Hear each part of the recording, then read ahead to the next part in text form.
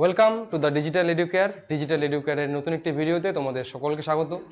আজকের ক্লাসে আমরা সপুষ্পক উদ্ভিদের যে নিষেক অথবা এটাকে আমরা বলি আবার দ্বি নিষেক, দুটোই একই জিনিস, আমরা পড়বো কি সেটা সম্বন্ধে পড়বো। ইংরেজিতে বলে ফার্টিলাইজেশন ইন ফ্লাওয়ারিং প্ল্যান্টস। এবার পড়ি আমরা সপুষ্পক উদ্ভিদের নিষেক। নিষেকটা আমাদের ছবি এঁকে এঁকে করতে হবে, না হলে আমি যদি ছবি না আঁকি তোমরা বুঝতেই পারবে না কোথাতে কি হচ্ছে। এবার এর আগে ক্লাসে আমরা ফুলের বিভিন্ন অংশ সম্বন্ধে জেনেছি, তাই তো? এবার তোমরা জানো যে একটা ফুলের পুং পার্টকে কি বলে? পুংকেশর চক্র। আর স্ত্রী পার্টকে কি বলি? গর্ভকেশর চক্র। আর এই যে আমাদের কি হয়, ফুলের পরাগ রেণু, এটা যদি ফুলের একটা অংশ আঁকি, এখানে যদি রেণু থাকে, আমরা যদি এটা একটা স্ত্রী অংশের ছবি আঁকি, এখান থেকে কি রেণুটা কি এখানে পড়বে, তারপর কি হবে, আমাদের এই রেণুটা থেকে আমাদের দুটো শুক্রাণু তৈরি হয়। এই একটা মনে করে আমি আঁকলাম। এই শুক্রাণুটা গিয়ে আমাদের ডিম্বাণুর সঙ্গে গিয়ে মিলিত হবে। এই শুক্রাণুর আর ডিম্বাণুর মিলনকেই আমরা বলি নিষেক। তাই এটা জেনে রাখবে, শুক্রাণু ডিম্বাণুর মিলনকে বলি নিষেক। প্রাণীদের ক্ষেত্রেও সেম, উদ্ভিদের ক্ষেত্রেও সেম, শুক্রাণু ডিম্বাণু মিলন। এবার কিভাবে নিষেকের পর একটা নতুন চারাগাছ সৃষ্টি হয় সেটা সম্বন্ধে আমরা জানবো, বা নিষেক প্রক্রিয়াটাই কিভাবে হয় সেটা সম্বন্ধে আমরা জানবো। অনেক লেখা দেখতে পাবে এখানে, কিন্তু এই লেখাটাতে আমরা ডিরেক্টলি যাব না। প্রথমে আমরা শুরু করব একটা উদ্ভিদ দিয়ে। অত সুন্দর করে উদ্ভিদ আঁকবো না যে একবারে নোবেল পুরস্কার পেতে হবে, জাস্ট আমরা যতটা দরকার বোঝার জন্য ঠিক ততটা। মনে করো এটা একটা ফুল, এটা আমাদের টবের মধ্যে আছে, গাছটা টবের মধ্যে আছে, আর তার মধ্যে কি আছে, অনেকগুলো পাতা। আমাদের টব দেই না, আমরা এটাকে মাটি করে দিই, মাটির নিচে মূল আছে। এই একটা ফুল। এবার এই ফুলের মধ্যে কি আছে, স্ত্রী। মনে করো এই ফুলটা হচ্ছে, সেটা সহবাসী উদ্ভিদ হতে পারে, মানে একই উভয়লিঙ্গ ফুল হতে পারে, আবার একলিঙ্গ ফুল হতে পারে। এবার এই ফুলটার আমি কেবলমাত্র ছবি আঁকবো। আঁকি ফুলটার ছবি, হলুদ দিয়ে আঁকি, তাহলে দেখতে ভালো লাগবে। এই মনে করো একটা ফুলের ছবি আঁকছি। এবার বাকি অংশগুলো আমাদের এবার জানার মানে দেওয়ার দরকার নেই, তাও বৃত্তিটা আমি দিয়ে দিলাম। এবার আমি এখানে স্ত্রী পার্টটা আঁকছি।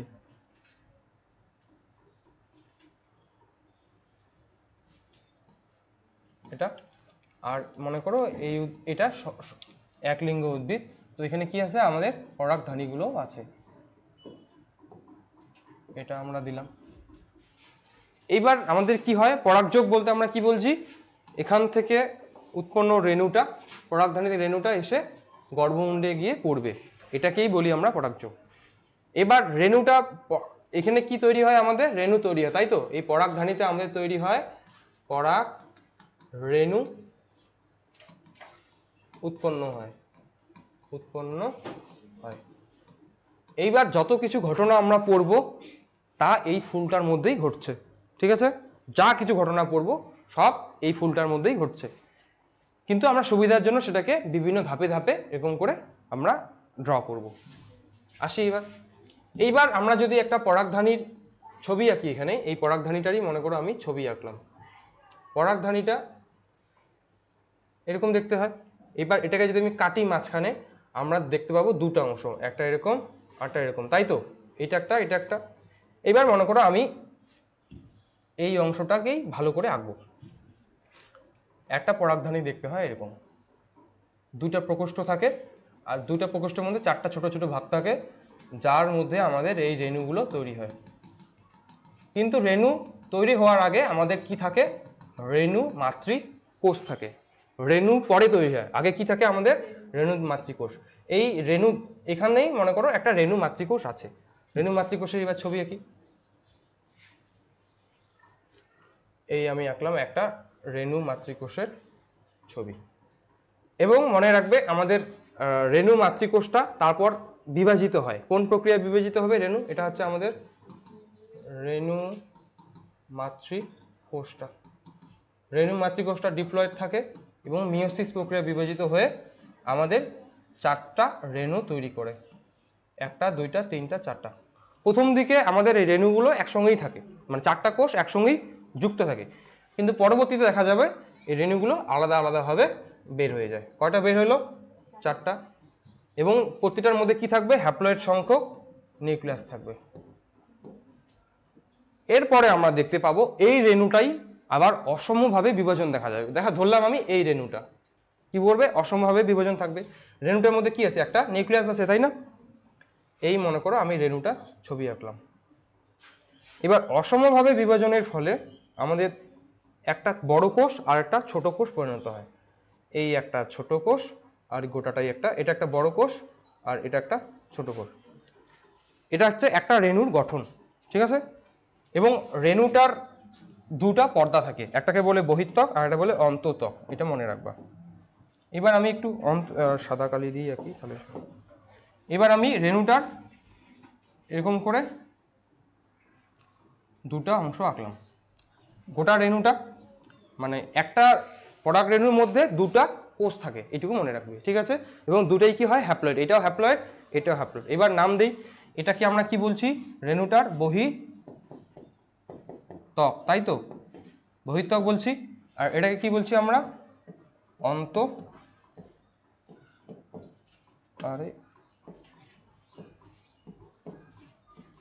অন্তঃত্বক গেল।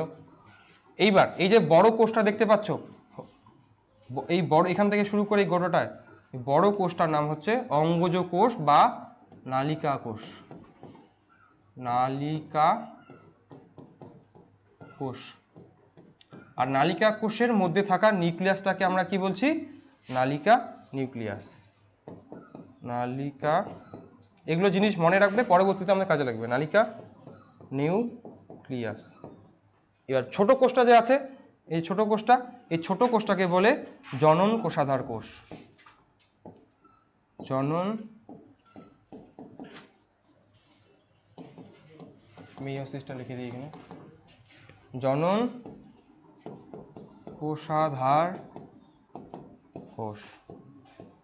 এবং জনন কোষাধার কোষের মধ্যে যে নিউক্লিয়াসটা, সেটাকে কি বলি আমরা? জনন কোষাধার নিউক্লিয়াস, ঠিক আছে? এইবার এই যে এখানে দেখতে পেলে যে রেণুটা এখানে গিয়ে পড়ছে, তাই না? পড়ছে, তাই তো? রেণু মাতৃকোষ হিসাবেও এখানে পড়তে পারে, আবার এই অবস্থাতেও রেণুটা পড়তে পারে। মানে রেণু অবস্থা পড়তে পারে, রেণু মাতৃকোষ অবস্থা পড়তে পারে, দুটো ঘটনাই হতে পারে আমাদের। এবার আমরা দেখব যখন এই রেণু, মনে করো এই অংশটা গিয়ে এখানে পড়লো, এটা একটু বেশি উপরে চলে গেছে ছবিটা, আমি এবার শুধুমাত্র দেখা যাচ্ছে, হ্যাঁ, মুভ করি তাহলে বুঝতে সুবিধা হবে। মনে করো এবার আমরা শুধুমাত্র আমাদের এই অংশটা নিয়েই গল্প।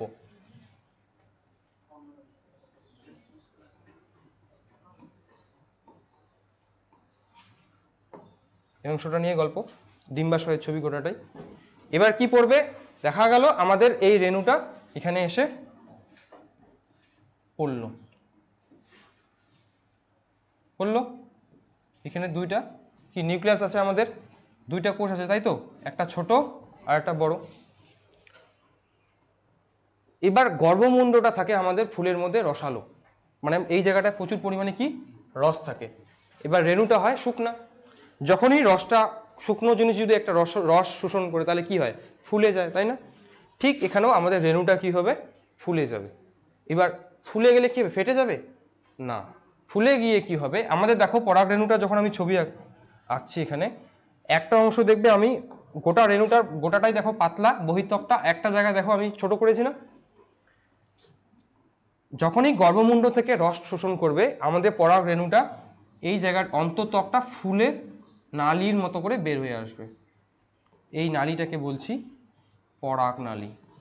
পরাগ নালী, ঠিক আছে? পরাগ নালী কোথা থেকে আসবে তাহলে? পরাগ রেণুর অন্তঃত্বকটা রস শোষণের ফলে ফুলে গিয়ে সৃষ্টি হবে আমাদের পরাগ নালী। তাহলে এখানে আমরা ছবি আঁকি। তাহলে এখানে এই রেণুটা তো আছে, তাহলে এই পাশে আমাদের এবার পরাগ নালীর,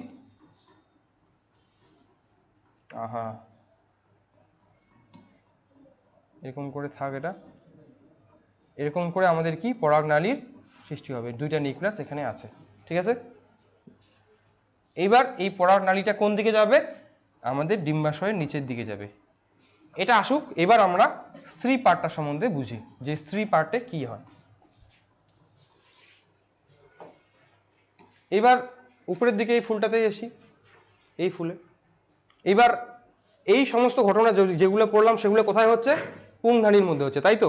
এইবার আমরা পড়বো স্ত্রীধানীর মধ্যে কি কি ঘটনা ঘটে। মনে রাখবে স্ত্রীধানীর মধ্যে তৈরি হয় আমাদের স্ত্রী রেণু, এবং আমাদের স্ত্রী রেণুর মাতৃকোষ থাকে একটা। এইখানে এই জায়গাটাকে আমরা আগে চিহ্নিত করি, এই অংশটাতেই আসি।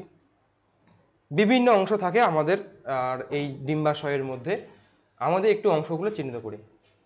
এই জায়গাটাকে বলা হয় ভ্রূণস্থলী। ভ্রূণস্থলী, ভ্রূণস্থলীর চারিদিকে অনেকগুলো এরকম করে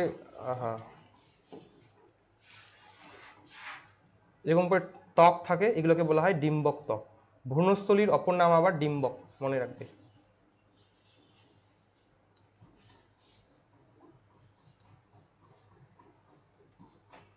এগুলো কি, এগুলো হচ্ছে ভ্রূণস্থলী আর ডিম্বক, একই জিনিস। এটাকে কি বললাম আমরা, এটাকে আমরা কি বললাম, ডিম্বক ত্বক। ডিম্বক ত্বক গেল। তাছাড়া আমাদের এবার কি বললাম, আমাদের স্ত্রী এখানে আমাদের ভ্রূণস্থলীর মধ্যে প্রথমে থাকে কয়টা কোষ, একটা। এই হচ্ছে আমাদের একটা স্ত্রী রেণু মাতৃকোষ। আমি ছবিটাকে এখানে আঁকি, এটার নাম কি, স্ত্রী রেণু মাতৃকোষ। এবং এটা কি হয়, এটা হয় আমাদের ডিপ্লয়েড বা 2n, ঠিক আছে। এবার এই স্ত্রী রেণু মাতৃকোষটা আমাদের মিওসিস প্রক্রিয়ায় বিভাজিত হয়। মিওসিস প্রক্রিয়ায় কয়টা কোষ তৈরি হয়, চারটা। মনে রাখবে এরকম করে চারটা কোষ তৈরি হয়, একটা দুইটা তিনটা চারটা, একটা দুইটা তিনটা চারটা। এগুলো প্রত্যেকটা কি হবে, এবার এন এন হবে, তাই তো।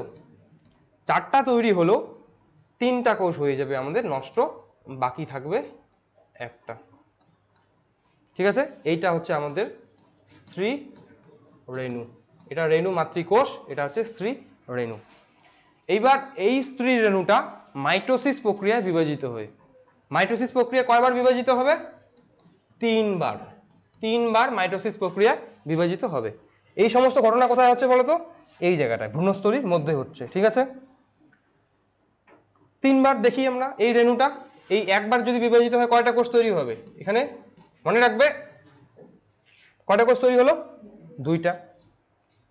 এরপর যদি এটা হচ্ছে একবার গেল, টোটাল হবে তিনবার, এটা হচ্ছে টোটাল। এইবার এটা বিভাজিত হবে ভ্রূণস্থলীর মধ্যে, এই আরেকটা কোষ, আরেকটা কোষ, এখান থেকে দুইটা, হ্যাঁ একসঙ্গে দিয়ে দিই, আর এখান থেকে আরো দুইটা তৈরি হলো, ঠিক আছে। কয়বার হলো, দুইবার। এইবার আরেকবার বিভাজন করি একে, এইটা বিভাজিত হয়ে দুইটা, আর এইটা বিভাজিত হয়ে দুইটা, এইটা বিভাজিত হয়ে দুইটা, এইটা বিভাজিত হয়ে দুইটা। কয়টা হলো টোটাল কোষ, আটটা বিভাজিত হলো। তাহলে স্ত্রী রেণুটা তিনবার বিভাজিত হয়ে কয়টা কোষ তৈরি করলো, আটটা। এবার এই আটটা দিকের আটটা কোষের বিভিন্ন নাম আছে, আমরা পড়ব। এটা আমি মুছে দিচ্ছি এবার, না মুছে দিব না, মুভ যেহেতু করা যাচ্ছে, মুভ করে করেই করি। এইবার এই আটটা কোষের আমি এটার ভ্রূণস্থলীটার মধ্যে এই আটটা কোষের নাম আঁকছি।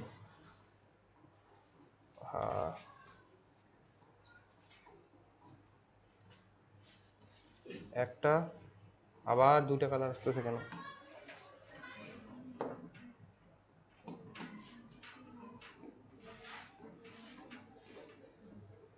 সিলেক্ট করছি একটা কালার, আসতেছে আর একটা কালার, এই একটা। এই আটটা কোষের মধ্যে মনে রাখবে তিনটা কোষ উপরের দিকে থাকবে, আর একটা কোষ এখান থেকে চলে আসবে মাঝখানে, ঠিক আছে। নিচের দিকের 3টা কোষই থাকবে, নিচের দিকে 3টা কোষ থাকবে, আর একটা কোষ এখান থেকে চলে আসবে মাঝখানে, ঠিক আছে। এইবার এই কোষগুলোর বিভিন্ন নাম আছে। উপরের দিকের এই 2টা কোষকে বলা হয় সহকারী কোষ, সহকারী কোষ। এইটার নাম হচ্ছে ডিম্বাণু, ঠিক আছে। আমাদের এই মাঝখানে 2টা কোষ মানে 2টা নিউক্লিয়াস একসঙ্গে থাকে, প্রথম দিকে আসে, কাছে আসে, তারপর কি হয়, ওরা পরস্পরের সঙ্গে জোড়া লেগে গিয়ে একটা কোষ তৈরি করে। এটার নাম এবার হচ্ছে নির্ণীত নিউক্লিয়াস, নিউক্লিয়াস, ঠিক আছে। নির্ণীত নিউক্লিয়াস এইখানে। এবার মনে করলো আমি এই ছবিটাকে একবার আঁকি, এখানে কয়টা আছে, উপরের দিকে 3টা, নিচের দিকে 2টা, আর 2টা যে আসলো না, মাঝখানে যে 2টা আসতেছে ওদেরকে বলা হয় পোলার নিউক্লিয়াস, পোলার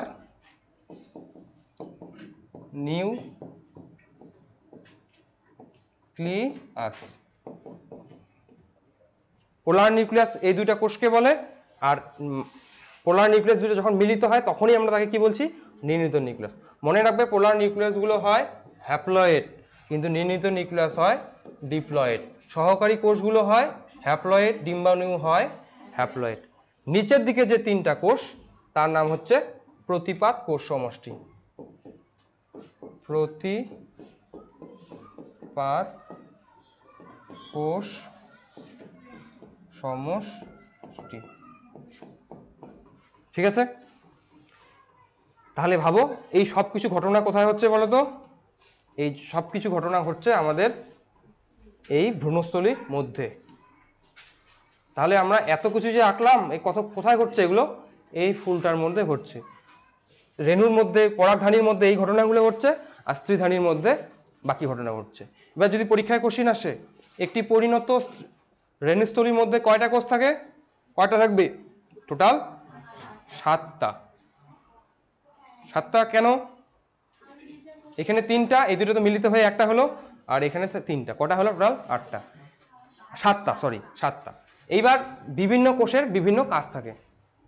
ডিম্বাণুর কাজ তো জানো, শুক্রাণুর সঙ্গে মিলিত হওয়া। প্রতিপাদ কোষ সমষ্টির যে কি কাজ সেটা আজ পর্যন্ত সঠিকভাবে আমরা জানতে পারিনি। প্রতিপাদ কোষ সমষ্টির আমরা কাজ জানি না। নির্ণীত নিউক্লিয়াসটার কাজ আছে, সেটা শস্য গঠন করে পরবর্তীতে পড়ব। সহকারী কোষগুলোর কাজ হচ্ছে আমাদের শুক্রাণুকে নিজের দিকে নিয়ে আসা। কিভাবে নিয়ে আসে? এইবার এইখানে আসো, আমরা এই জায়গাটা এইবার আঁকি। এইখানে এইবার আমরা কয়টা কোষ আঁকবো তাহলে? টোটাল 7টা কোষ আঁকবো। এই 1টা 2টা, আর এখানে একটা, মাঝখানে একটা মিলিত হয়ে গেছে, আর এই পাশে কয়টা আঁকবো? 3টা কোষ আঁকলাম আমরা। এইবার তোমরা এখানে গোটা ডিম্বাশয়টাকে এরকমভাবে দেখছো, তাই তো? এটা উল্টানোভাবেও আমরা থাকতে পারে। তোমাদের আমরা ছবিটা দেখি, এই প্রথম দিকে যে আমাদের ছবিটা ছিল, এইখানে দেখো ডিম্বাশয়টা উল্টানো, তাই না? এখানে ডিম্বাণু হচ্ছে এটা, এটা হচ্ছে সহকারী কোষ, এদের হচ্ছে আমাদের নির্ণীত নিউক্লিয়াস, মানে পোলার নিউক্লিয়াস হিসেবেই আছে এখনো। আর নিচেরগুলো কি? প্রতিপাদ কোষ সমষ্টি। এখানে উল্টানো আছে না?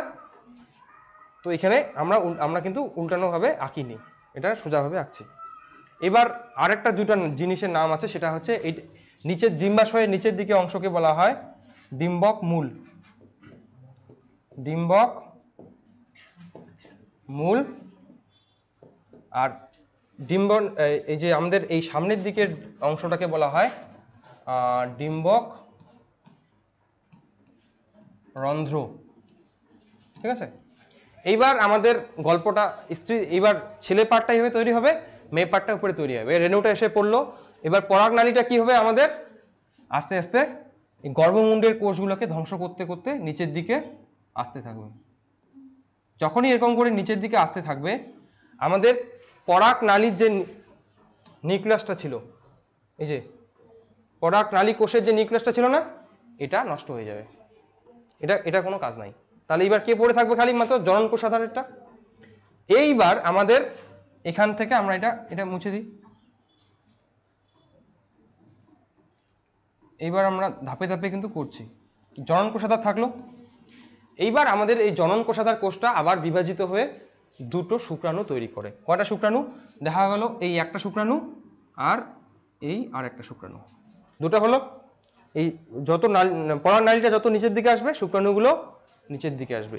শুক্রাণুটা এখানে ছিল, এবার মনে করো আমি শুক্রাণুটা আঁকছি, শুক্রাণুটা চলে আসছে এইবার এইখানে আর এখানে। এইবার আমাদের কি হবে? এইবার আমাদের এই পরাগনালীটা ভ্রূণ ডিম্বক ত্বকটা ভেদ করে ফাটিয়ে দিয়ে ভ্রূণস্থলীর মধ্যে প্রবেশ করবে। এই পরাগনালীটা কোথায় প্রবেশ করলো? আমাদের ভ্রূণস্থলীর ভেতর আসলো। কিন্তু এবার শুক্রাণু দুইটা কোথায় আসবে? ভ্রূণস্থলীর ভেতর প্রবেশ করবে। এইবার এই যে আমাদের সহকারী কোষগুলো, এরা হচ্ছে বিভিন্ন ধরনের কেমিক্যাল রিলিজ করে। এরা কেমিক্যাল রিলিজ করে কার জন্য রিলিজ করে? শুক্রাণুর জন্য। শুক্রাণুকে ডেকে নিয়ে আসে, শুক্রাণু এদিকে আসো, তোমার ডিম্বাণু এখানে আছে। কারণ ডিম্বাণুটার পাশে কে থাকে? সহকারী কোষের পাশে কে থাকে? ডিম্বাণু থাকে। তাই কেমিক্যাল রিলিজ করে। কেমোট্যাক্সিস পড়েছিস না তোরা ওই যে প্রথম চ্যাপ্টারে? ঠিক ওরকম করে ওর দিকে নিয়ে আসলো। এবার শুক্রাণু দুটো কোথায় প্রবেশ করবে? ভ্রূণস্থলীর ভেতরে প্রবেশ করবে। একটা শুক্রাণু গিয়ে মিলিত হবে আমাদের এটাকে সবুজ দিয়ে দিই, আমাদের ডিম্বাণুর সঙ্গে মিলিত হয়ে তৈরি করবে আমাদের শুক্রাণু ডিম্বাণু মিলন হলো। এটাকে আমরা কি বলি? জাইগোট। এবার আরেকটা শুক্রাণু বাকি থাকলো, তাই তো? ও গিয়ে নির্ণীত নিউক্লিয়াসের সঙ্গে গিয়ে যুক্ত হয়। নির্ণীত নিউক্লিয়াস আমরা পড়ছি একটু আগে। নির্ণীত নিউক্লিয়াসকে আমরা এবার কি বলবো? যখন শুক্রাণু আর ডিম্বাণুর সঙ্গে নির্ণীত নিউক্লিয়াসের সঙ্গে যখন আমাদের শুক্রাণু একটা তৈরি হয়, তখন এটাকে আমরা বলবো শস্য নিউক্লিয়াস।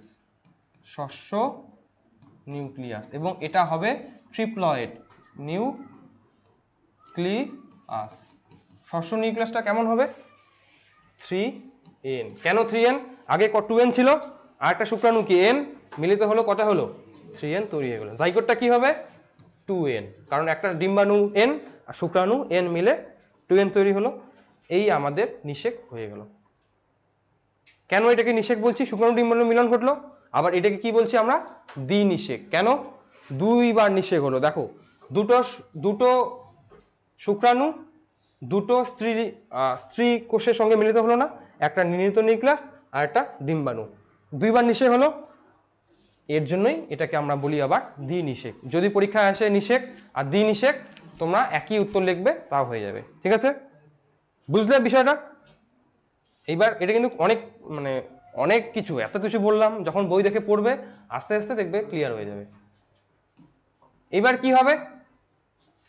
আমরা তো এই জিনিসগুলো পড়লাম, খুব ঘিচিমিচি হয়ে গেছে। দেখি এবার এটাকে সুন্দর করে পরিষ্কার করা যায় কিনা। এবার আমরা আরেকটা ছবি আঁকি।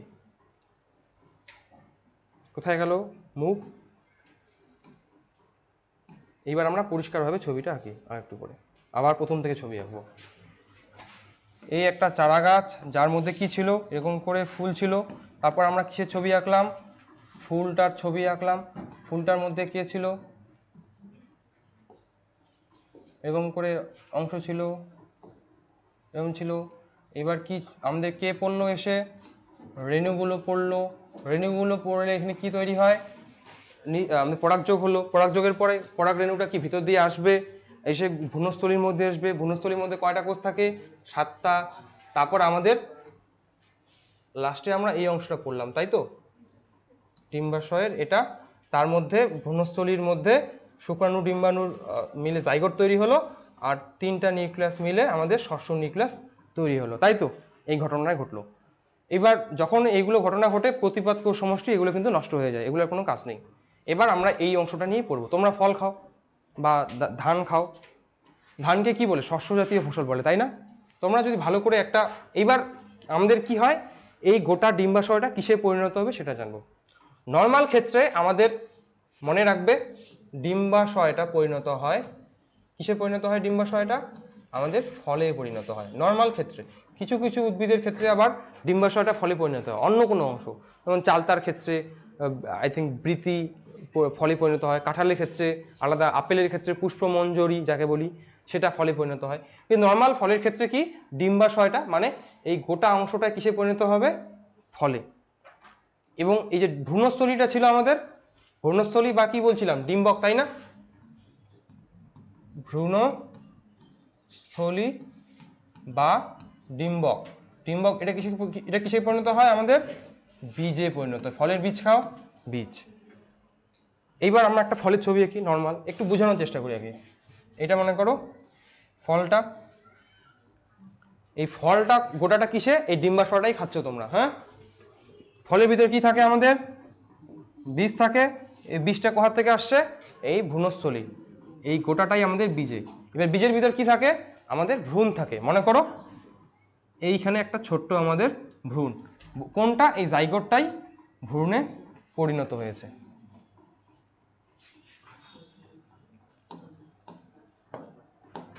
এটা হচ্ছে আমাদের ভ্রূণটা, কোনটা পরিণত হয়েছে, আমাদের জাইগোটটা। ঠিক আছে, তাহলে জাইগোটটা কিসে পরিণত হয়, জাইগোট আমাদের পরিণত হয় ভ্রূণে। গেল। এইবার এই তিনটা কোষ থাকলো। এবার আমাদের বাচ্চার ক্ষেত্রে কি খাবার দেই আমরা, ভ্রূণ, এই ফলের উদ্ভিদের ক্ষেত্রে আমাদের মেইনলি খাবার দেয় হচ্ছে আরেকটা অংশ যাকে আমরা বলি শস্য। আমের ক্ষেত্রে তোমরা শস্য দেখতে পাবে না, কিন্তু তাও জাস্ট বোঝানোর জন্য বলে দিই, এই ট্রিপ্লয়েড নিউক্লিয়াসটা যে আছে সেটা আমাদের এরকম, এইটা হচ্ছে মনে করো এই একটা কোষ, তাই তো? এখানে এখানে কি একটাই কোষ আছে, তিনটা নিউক্লিয়াস একসঙ্গে আছে। এই প্রত্যেকটা কোষেই হচ্ছে আমাদের মনে করো শস্য। এইটা ধরলাম আমি, জাস্ট বোঝানোর জন্য বলছি। শস্য মানে এই কোষটা কি হবে 3n, এই কোষটা কবি কি হবে 3n, সবগুলোই কি হবে 3n। শস্য কি, শস্য হলো আমাদের ভ্রূণের খাদ্য। তোমরা জিববারেলিন হরমোন পড়েছিলে না, কিভাবে শস্যটা থেকে খাবার নিচ্ছে, মনে করবে। এবার এবার তাহলে আমাদের নির্ণীত নিউক্লিয়াসটা কিসে পরিণত হচ্ছে, নির্ণীত নিউক্লিয়াসটা পরিণত হচ্ছে আমাদের ট্রিপ্লয়েড শস্য নিউক্লিয়াসে, শস্য নিউক্লিয়াস হলো। এইবার কি হলো, এইবার পরবর্তীতে কি, এই যদি আমটার ক্ষেত্রেই ধরি আমি, আমের ক্ষেত্রে কিন্তু শস্য দেখা যায় না। হ্যাঁ, আমি জাস্ট বোঝানোর জন্য বললাম। এইবার আমাদের দেখা গেল কি থাকবে, আমাদের ফলটা যখন আমরা খেয়ে নিব বাকি কি পড়ে থাকবে, বীজটা পড়ে থাকবে না। আসো বাবা, এই বীজটা বসে থাকবে, বীজের মধ্যে কি থাকবে, ভ্রূণ। এবার ভ্রূণটাকে যদি তুমি মাটিতে দাও, জলের সংস্পর্শে কি হবে, আমাদের এইখান থেকে আস্তে আস্তে কি সৃষ্টি হবে, এরকম করে আমাদের চারা গাছের সৃষ্টি হবে। এই চারা গাছটা আমাদের সৃষ্টি হয়ে গেল। এই পাশে কি মূলের সৃষ্টি হবে। এবার চারা গাছটা কি, এবার এই ভ্রূণটা কোথা থেকে খাবার নিবে, এই শস্যটা থেকে খাবার নিবে, শস্য থেকে খাবার নেবে। তারপর কি চারা গাছটা বড় হয়ে উদ্ভিদ হবে, উদ্ভিদ হয়ে আবার ফুল হবে, আবার ফল হবে, এরকম করে চড়িয়ে হবে। এবার একটা শস্য আমরা উদাহরণ দিই, ধান পড়েছ, ধান চেনো তোমরা, যে ধান আমরা খাই, ধান এরকম দেখতে হয় তাই না। ধানের যে খোসাটা থাকে সেটা হচ্ছে ডিম্বক ত্বকটা। এই যে ডিম্বক ত্বকটা কিসে পরিণত হয়, এই ধানের খোসাটা মানে বীজত্বক যেটাকে বলবো। এবার যেই একটা ধানের দেখবে সামনের দিকে দেখবে এরকম একটা সাদা অংশ থাকে তাই না, এটা হচ্ছে তোমার ভ্রূণটা। আর বাকি যে চালটা তোমরা ভাত হিসেবে খাও সেটা কি, সেটা খাও তোমরা শস্যটা। মানে এখানকার প্রত্যেকটা কোষ কি থাকবে, ট্রিপ্লয়েড থাকবে। এবার এই ধানটাকে যদি মাটির মধ্যে দিয়ে দাও, কি জলের সংস্পর্শে জিববারেলিন হরমোন দিবে শস্যকে, শস্য কোষগুলো ভাঙবে, শস্য থেকে ভ্রূণটা আবার খাবার নিবে, আর অঙ্কুরিত হয়ে চারা গাছ হবে। এই হলো তোমাদের সপুষ্পক উদ্ভিদের দ্বিনিষেক বা নিষেক প্রক্রিয়া। এই যে ছবি, এটা দেখে কিছুই বুঝবে না। এই চারা গাছ ফুল হয়েছে, তার মধ্যে ডিম্বক, তার মধ্যে 4টা কোষ তৈরি হয়, কোথায় মধ্যে, স্ত্রী দেহে। 4টার মধ্যে 3টা নষ্ট হয়ে যায়, বাকি থাকে একটাই বিভাজিত হয়ে কয়টা কোষ তৈরি করে, 8টা থেকে তারপর কয়টা হয়ে যায়, 7টা। আর এই পাশে কি শুক্রাণুর মধ্যে ঘটনাগুলো ঘটে। এই যে মাতৃকোষটা শুক্রাণুর, সেটা কি মিওসিস প্রক্রিয়ায় বিভাজিত হয়ে রেণু তৈরি করে, রেণুটা আবার পরবর্তীতে বিভাজিত হয়ে আমাদের 2টা কোষ তৈরি করে,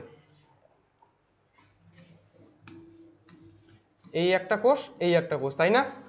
যখন তারপর জলটা যখন পায়, রেণুটা যখন গর্ভমুণ্ডে এসে পড়ে, এই যে গর্ভমুণ্ডে এসে পড়ছে তাই তো, তখন কি হয়, জল শোষণ করে ফুলে যায়, ফুলে গিয়ে নালীর আকারে অন্তত্বকটা বেরিয়ে আসে, তাই না? বেরিয়ে এসে কোথায় যায় এটা একবারে দেখো, এখানে আমি একটা তোমাদের ভ্রূণস্থলীর ছবি দেখাচ্ছি, তাই না? এই উদ্ভিদে দেখো কতগুলো ভ্রূণস্থলী আছে, 1 2 3 6টা আছে টোটাল, তাই না? তার প্রত্যেকটা থেকে কি একটা করে বীজ তৈরি হবে। এখানে কয়টা বীজ তৈরি হবে তাহলে? 6টা। এবার দেখো এটা গিয়ে কোথায় পড়লো, এই রেণুটা দেখো পরাগ নালীটা দিয়ে এই ভ্রূণস্থলীর ভিতর ঢুকছে, তাই না? ভিতর ঢুকলো, তারপর কি ওই আবার একইভাবে জাইগোট তৈরি হবে, আর আমাদের কি তৈরি হবে, এন্ডোস্পার্ম বা শস্য, যেটাকে আমরা বলছি, কেন যে কালারটা চেঞ্জ হয়, এটা কি, একটা হচ্ছে শস্য, এটা জাইগোট আর এটা হচ্ছে শস্য।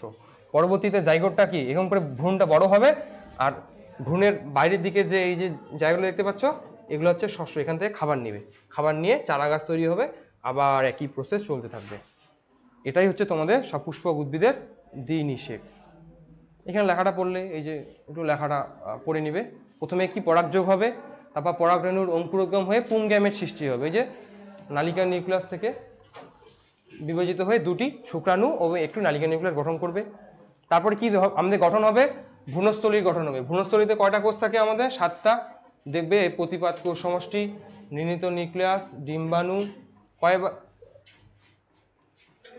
কোথায় গেল, এই যে 4টা রেণু, স্ত্রী রেণু গঠন করবে, তার মধ্যে 3টা নষ্ট হয়ে যাবে, একটা থাকবে সক্রিয়। টোটাল ভ্রূণস্থলীর মধ্যে কয়টা থাকবে? আলটিমেটলি 7টা কোষ থাকবে। দ্বিনিষেক ও শুক্রাণু ডিম্বাণু মিলন কি করবে, ট্রিপ্লয়েড শস্য নিউক্লিয়াস তৈরি হবে। এগুলো আমি তোমাদের আগেই বললাম, তাই তো? তাই এটা আমি রিডিং করে আর দীর্ঘায়িত করব না। এবার এই ছবিটা কিন্তু মনে হতে পারে যে এত কিছু, কিন্তু তোমরা বইয়ের মধ্যে পাবে না। তাই তোমাদের এই ছবিটা দেখবে, আমি যে ধাপে ধাপে আঁকছি, আর বইয়ের পড়াটা পড়বে, তাহলে দেখবে অনেক সুবিধা হয়েছে। এত কিছু থাকবে না, কীভাবে অন্তত্বকটা ফেটে বের হলো, তাই তোমাদের কিন্তু সব কিছু দেখতে হবে এরকম করে। এই থাকলো তোমাদের সপুষ্পক উদ্ভিদের অ্যাকচুয়াল যৌন জনন কীভাবে হয় বা নিষেক। তো আজকের ভিডিওটা এখানেই থাকবে। আমাদের ভিডিওটি যদি ভালো লেগে থাকে অবশ্যই আমাদের ভিডিওটি লাইক করবে, কমেন্ট করবে এবং চ্যানেলটি সাবস্ক্রাইব করবে। Thank you.